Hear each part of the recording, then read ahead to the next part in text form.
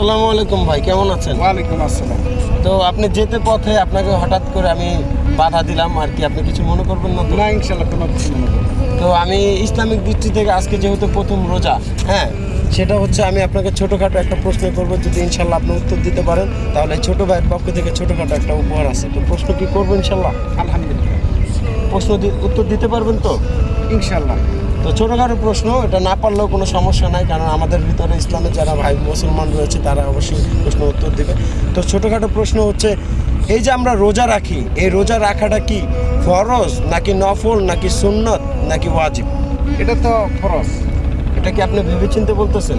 হ্যাঁ, ইনশাল্লাহ আমরা হুজুরের কাছে বলছি এটা ফরজ। শিওর? আমি কনফার্ম করে দিব। হ্যাঁ, এটা ফরজ। আলহামদুলিল্লাহ, এই ভাইটির উত্তর সঠিক হয়েছে।